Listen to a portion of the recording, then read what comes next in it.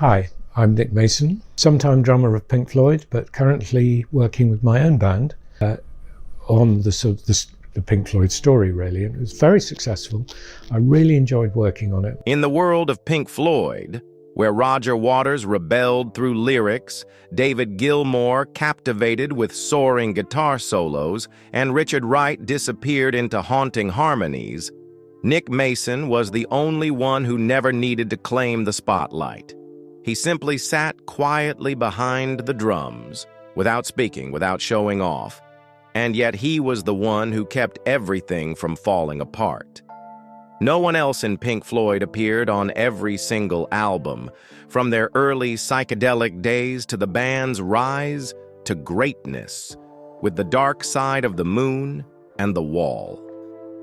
No one else witnessed the entire journey, from the time Syd Barrett wrote his strange melodies to the moment Gilmour and Waters could no longer look each other in the eye. And no one else kept playing music under the name Pink Floyd without being haunted by fame or controversy. Nick Mason is not the greatest drummer in the world. He doesn't need to be, because he understands rhythm, not just in music, but in human relationships. When the band collapsed under the weight of egos, when lyrics became weapons among its members, Mason stayed, silent, steady, and in time. How does a nearly invisible man become the living witness to the greatest legend in progressive rock history? How does the least inventive drummer end up being the only one who never walked away? Nick Mason's life was never flashy, but perhaps that's why it reflects more than anyone else's, the quiet endurance and depth of an artist who lived among geniuses and never disappeared. Follow in his footsteps, the last survivor of Pink Floyd. Early life Nick Mason was born on January 27, 1944, in Birmingham, England, while the echoes of World War still rumbled in the background. But he didn't grow up amid fire and rubble. He grew up in the cultured calm of Hampstead, North London, where the intellectual middle class nurtured quiet dreams. His father, Bill Mason, was no ordinary man. A documentary filmmaker specializing in motor racing for the BBC, he passed on two invaluable gifts to his son: an eye for imagery and a heart that beat for speed. Nick's childhood was not marked by tragedy or hardship like many of his rock contemporaries. There was no poverty to overcome, no family trauma to escape from. Instead, he was raised in an environment that encouraged independent thought, creativity, and, most importantly, never imposed expectations. His mother, a woman who gently encouraged artistic exploration, introduced him to music early on, but never pushed. And perhaps because of that, Mason never craved the spotlight. He played drums as a way to stay balanced, not to earn applause. He attended Frensham Heights, a progressive private school where self-expression was allowed to flourish without being confined.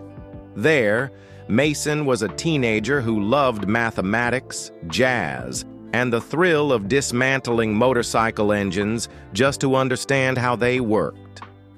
It was then that he discovered, whether in sound or steel, everything has its own rhythm.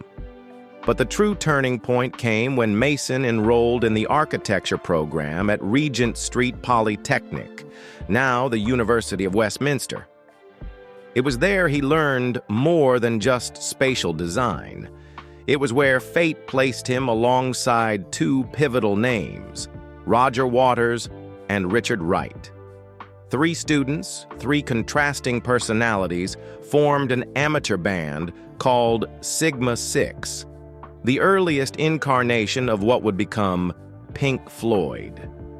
Nick Mason didn't enter music to become a legend. He simply wanted to play with his friends. He never studied drumming formally. He didn't idolize anyone obsessively. He didn't chase technique. But he possessed something many drummers don't: the ability to listen and to wait. And when he struck his first beat in that old rehearsal room, those around him knew. This wasn't someone drumming for attention. This was someone who would keep everything from falling out of rhythm. A childhood free of dramatic upheavals, yet rich in culture and quiet depth.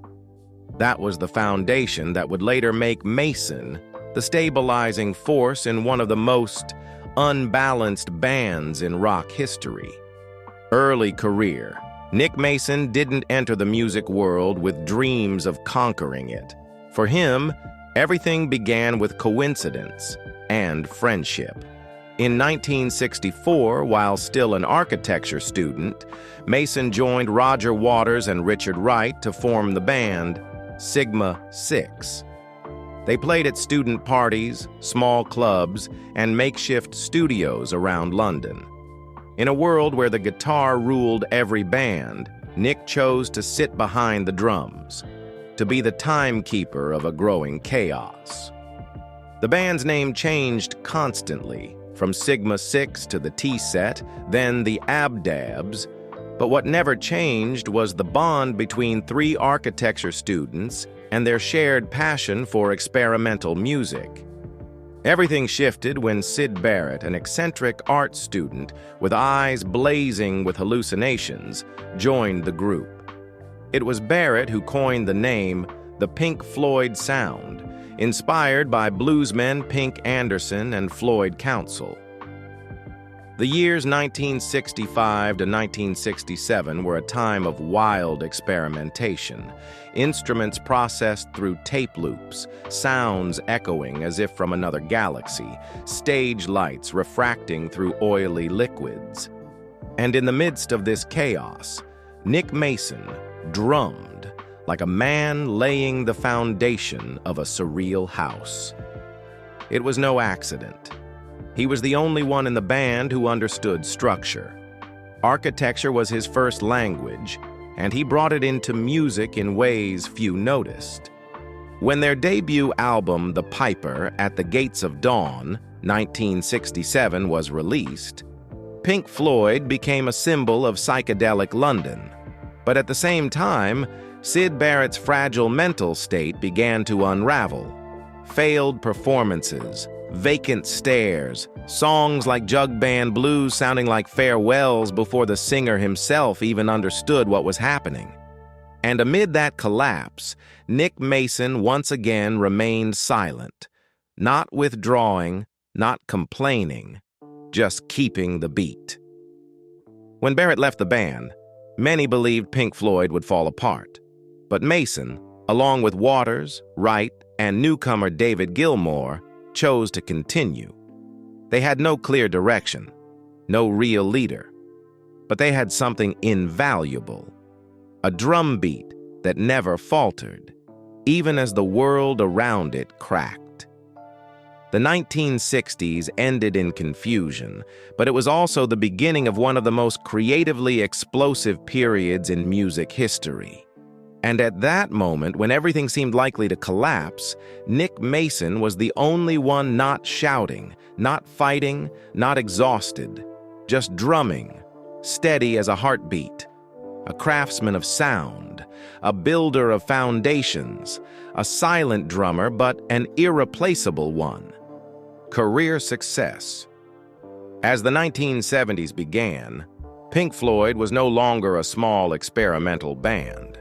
They stood on the brink of a musical revolution, and Nick Mason, though never one to seek the spotlight, was the one keeping time for every bold step they took. The Metal album, 1971, with its 23-minute epic Echoes, was the opening salvo of Floyd's golden era. That song wasn't just a testament to the band's maturity, it was where Mason showcased his ability to command space through rhythm. Every drum beat was slow but deliberate, guiding the listener through the dark depths of oceans and mines. He wasn't trying to flaunt technique, he was crafting sensation. By the time The Dark Side of the Moon arrived in 1973, Pink Floyd was no longer a phenomenon. They were an icon. The album stayed on the Billboard charts for over 900 weeks, sold more than 45 million copies, and became one of the greatest albums of all time.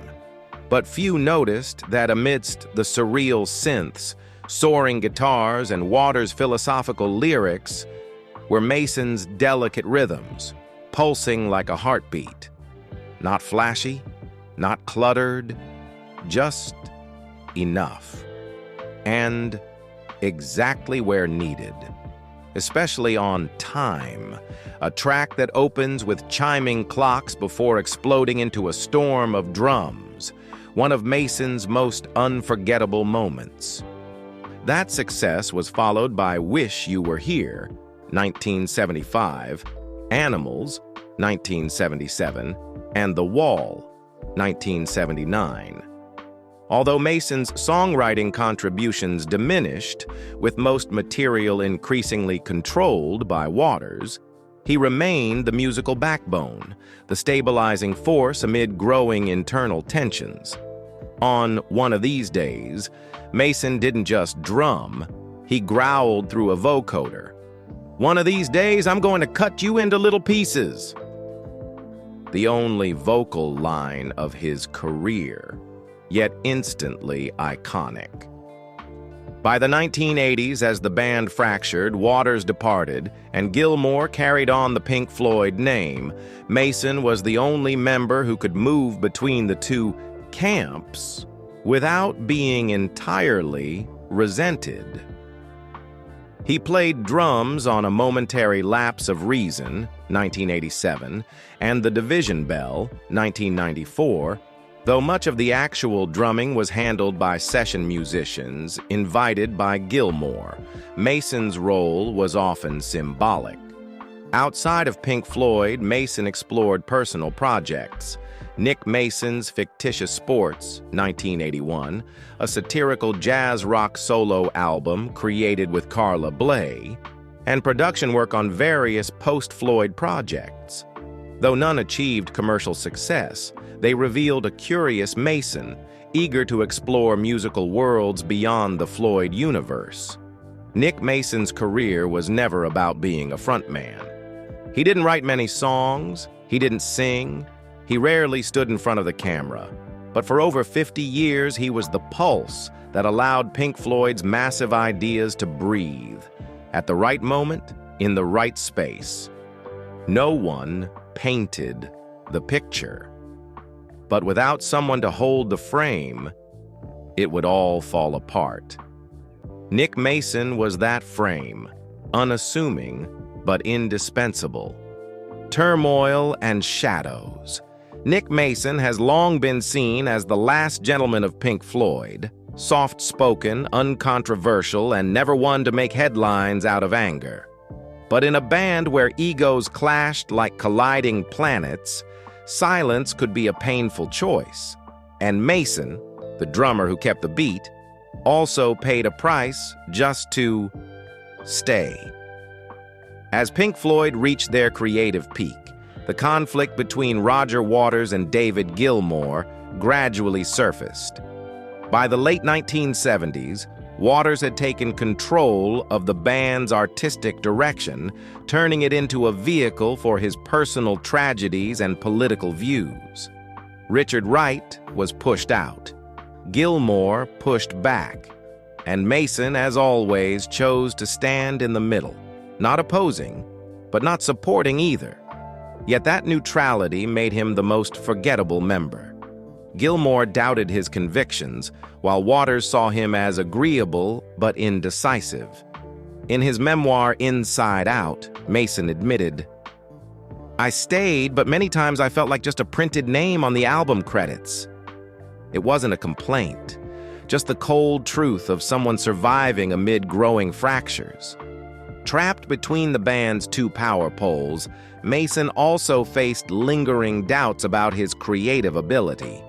There were persistent rumors that on The Wall, many drum parts had actually been recorded by Jeff Porcaro of Toto instead of Mason himself. By the 1980s, when A Momentary Lapse of Reason came out, Even Gilmour admitted Mason had to relearn how to drum after years away from the studio. A lifelong drummer, now doubted within the very band he helped build. But he didn't lash out. He didn't sue. He didn't leave. Another lesser-known shadow was his cool relationship with Richard Wright. When Wright was forced out by Waters, Mason didn't defend him, and that silence created a distance that lingered for years. Even during the 2005 Live 8 reunion, backstage accounts say Mason and Wright barely spoke, a quiet estrangement laced with regret. Beyond the band's internal issues, Mason occasionally stirred headlines with blunt critiques of modern music. In one interview, he criticized artists like Ed Sheeran and Coldplay for making music that was soulless, too clean, and risk-averse. Younger fans reacted harshly, branding him outdated and out of touch. But for Mason, music was supposed to challenge, not coddle. Even off stage, he wasn't immune to danger. During a test drive at Silverstone, his multi-million-pound vintage Ferrari was involved in a serious crash.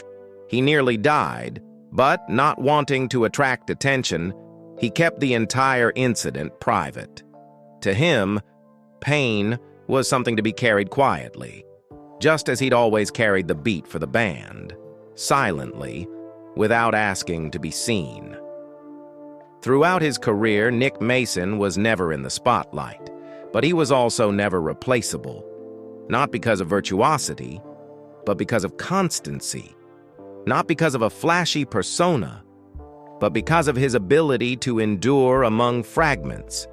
He didn't implode like Barrett, rage like Waters, or soar like Gilmour, but he lived a different tragedy, that of being underestimated, forgotten, even though he never left. And that's what makes his quiet beauty. A man who didn't drum for glory, but because no one else could hold the rhythm quite like he could. A personal life. While other members of Pink Floyd fell into crises, addiction, divorce, or self-imposed isolation, Nick Mason managed to keep his personal life at a rare and steady pace. If Roger Waters wrote haunting rock anthems about pain and loneliness, and David Gilmour immersed himself in the studio to escape reality, Mason chose a different path, quiet, discreet, and deeply orderly. He married Patricia Mason in 1963 when he was just 19, a time when he was still an architecture student, and Pink Floyd didn't even exist. Their marriage lasted 25 years, until 1988. They had 3 children together. The divorce was quiet, no scandal, no accusations, and Mason always maintained a respectful relationship with his former wife, much like the way he honors everything that once belonged to him, even after it's gone. He later remarried Annette Linton, an actress and art director, who remains his partner to this day. No headlines, no tabloids, no paparazzi shots. Annette often accompanies him to classic car exhibitions and occasional special performances, always standing one step behind, just like the way Mason has lived his life in the band, in the background, but never dispensable. The one passion Mason truly indulged outside of music was vintage cars and motorsport. In a world where rock stars turned to drugs, hard liquor, and wild parties, Mason chose the racetrack. The passion was inherited from his father and quickly became an essential part of his life. He raced in the 24 Hours of Le Mans Silverstone Carrera Panamericana and owns one of the world's most valuable collections of vintage Ferraris, including a 250 GTO worth tens of millions of pounds. He didn't just drive, he made films about cars, wrote books, and even lent his supercars to the BBC for documentaries. In a rare interview, Mason once said, Driving taught me that silence has its own speed, and sometimes winning means knowing when to stop. He didn't use drugs, had no record of alcohol abuse, and left behind no stains on his legal record. An almost impossible feat in the rock world of the 1970s. But that didn't mean his life lacked depth. On the contrary, it was precisely that discipline, that unusual stability, that created a zone of calm for him to survive among his far more volatile bandmates. As others around him descended into personal turmoil, Mason was present, not to interfere, not to preach, just to be there. When Barrett spiraled into mental illness, Mason was the first to visit. When Wright passed away, Mason played the drums at his memorial. When Waters and Gilmour stopped speaking, Mason remained the only one who could still talk to both. Nick Mason's personal life may not have been a dramatic chapter, but it was precisely that, its steady, measured, and kind rhythm that kept him alive while other stars fell from the sky. And perhaps that rhythm taught him something few drummers ever truly grasp. Keeping time is not about leading. It's about making sure everything else doesn't fall apart. Legacy and influence. Nick Mason is not the greatest drummer in the world. He's not known for jaw-dropping solos. He didn't deliver complex fills that left audiences in awe. And to the general public, he was never the kind of icon that Keith Moon, John Bonham, or Neil Peart became. But to those who truly understand music, and to those who journeyed with him through Pink Floyd, Nick Mason is irreplaceable. His legacy doesn't lie in technique, but in philosophy. Drumming exists to hold space, not to dominate it. In a band filled with bizarre sounds, dense layers of music, and dark lyrical themes, Mason's drumming didn't intrude. It stepped back, allowing the silences to echo at just the right moment. That restraint created the expansive feeling in tracks like Time, Us and Them, Echoes, or Shine on You Crazy Diamond. Never loud, never attention-seeking. Yet each strike of the drum seemed to regulate the breathing of an entire musical universe. Within the industry, he's often called a drummer's drummer, a title not reserved for showmen, but for the musician that others quietly rely on. In Pink Floyd, a band that constantly teetered on the edge of collapse, Mason was the only one who never stopped keeping time. He was the quiet musical backbone everyone leaned on, even if no one said it aloud.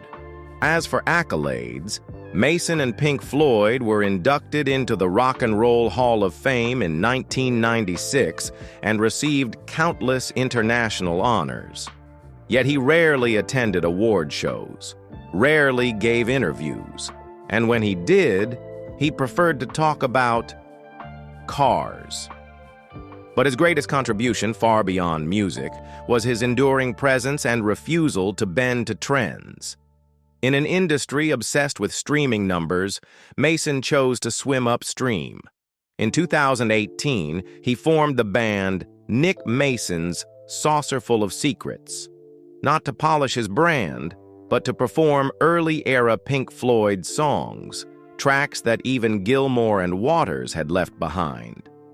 With tours across Europe and North America, Mason reintroduced a forgotten side of Pink Floyd to a new generation, the strange, innocent, pre-fame era untouched by commercial distortion.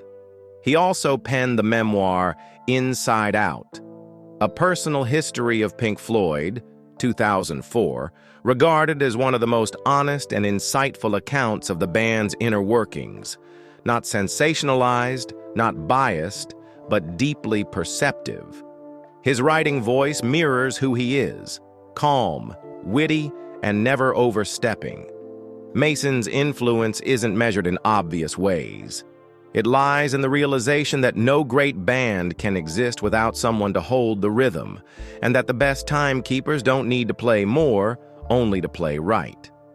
In a culture that glorifies personality and solo brilliance, he stands as a symbol of stability, humility, and endurance, qualities Pink Floyd itself didn't always manage to preserve. And perhaps that's why, long after the spotlights fade, people still return to that steady, quiet drum beat from a man who never walked away. Present life. Turning 80 hasn't stopped Nick Mason. While most of his rock-era peers have retired or faded into the shadows of nostalgia, Mason is still touring. Not to chase fading glory and not to prove anything to the world. He still takes the stage, drumming for 2 hours each night, as if time itself never quite managed to catch him. Since 2018, he has led Nick Mason's Saucerful of Secrets, a Pink Floyd sideline band with a singular mission: to bring the group's earliest songs back to the stage. Tracks that even Gilmour and Waters no longer perform, Astronomy Domine, Interstellar Overdrive, Arnold Lane, are now reborn in Mason's hands, along with collaborators like Gary Kemp of Spandau Ballet and Guy Pratt. They don't play in stadiums. There are no extravagant laser shows. Instead, they perform in old theaters, converted churches, and intimate venues where audiences can feel every drum beat, every otherworldly hum from Floyd's primordial cosmos.